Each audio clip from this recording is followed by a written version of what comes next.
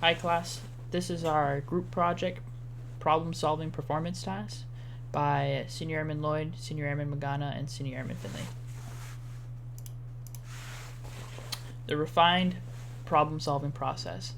Found multiple problem solving processes to look at, took most important aspects from each process to form our new process, made sure there was room for alternatives which took all perspectives.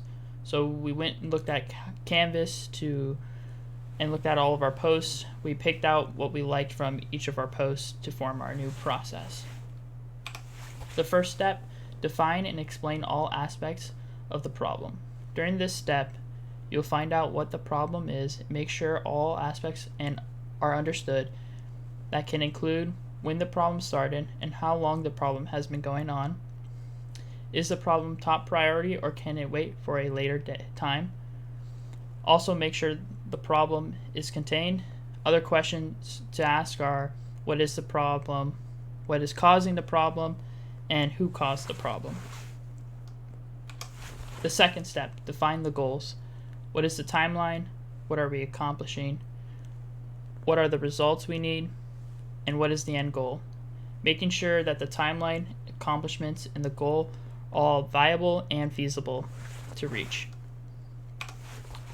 The third step, identifying root cause to the problem, internal or external sources that causing the issue, other types of causes to the issue, personal and professional.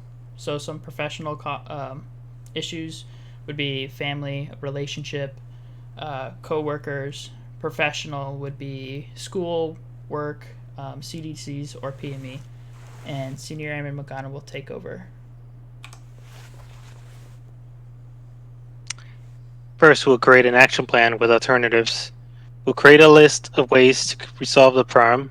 It's important to have multiple plans in case one fails due to external and internal problems. You don't want to be in a situation where your first problem fails and you don't have a backup plan. Then we'll assign an executor and deadlines. Someone needs to be held accountable and needs to turn talk into action. Next step. Select and execute action plan. Select the action plan that best addresses the needs and prevents new problems from arising. You don't want to pick a plan that addresses one problem and then creates two new problems. Put the action plan into use. Next step. Evaluation the results. Examine, identify, clean up. Do the results meet the goals? If not, repeat the process. Identify any flaws. If the problem is resolved, remove any band-aids in place that were containing the problem. Next step. Look for continuous improvement. Look for more opportunities that the solution can be used. Share your findings with others to open discussion with others to find improvements. Make sure there's continuity to prevent issue from happening again. It's very important to discuss your solution with others. That way someone else can provide insight of places where you can improve. If there's anywhere to improve, you can turn a solution from 90% success rate to something with a 95% success rate. And Airman Lloyd will provide her example.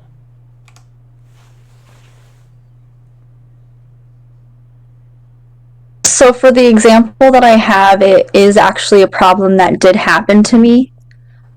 So I got out of tech school and I got to my unit, and unfortunately, I was the only person there in the knowledge ops position. So the problem for step one, defining and explaining all aspects of the problem, I was fresh out of tech school, the only knowledge ops person in the wing. Obviously, this wasn't including GSUs at other bases. So just to explain the other aspects, obviously I didn't have a trainer to get that on the job training, and I wasn't able to get any 5-level tasks signed off. So step 2, defining the goals. I needed all my tasks signed off. I needed to receive my 5-level and to become fluent in all job aspects. And the timeline that was set for me was about 3 months. And so step 3, identify root causes to the problem. We had a very high turnover rate with 3DOX1, which is my AFSC. When I got into my unit, the first UTA, I believe there were 2 people there, but they were out processing. So one of the root causes for this was they allowed everyone to PCS all at the same time while they had an incoming airman from tech school. And so step 4, create action plan with alternatives. We had a few options here. So I could have either gone and trained with active duty, I could have gone TDY to a different base and trained with them, or we could have tried to get somebody from a different base to come here and train me pretty much. So step 5, selecting and executing the action plan. During the selection, we had to take into account budget, and obviously if we could find a different base or a different person to train. But pretty much we ended up choosing for me to get on STP orders, which is the seasonal training program. And I was able to train with active duty. 3 days out of the week, I went over to their building and trained with them. And the other 2 days, I was able to study and read my CDCs. Step 6 is the evaluation of the results. So after the 3 months, I was able to pass all my CDCs. I got all my tasks signed off, and I was able to receive my 5 level. And I still currently do feel more confident and competent about doing my job.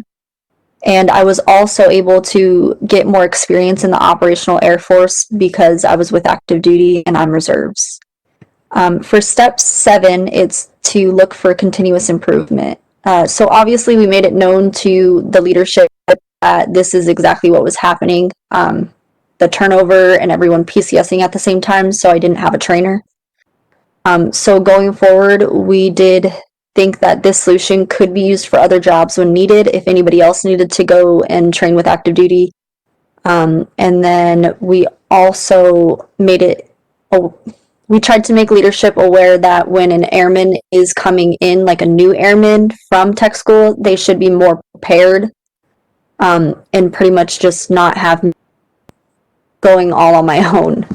As a flight, we made a continuity binder for more how-tos on the different programs of the job, just in case if this were to ever happen again.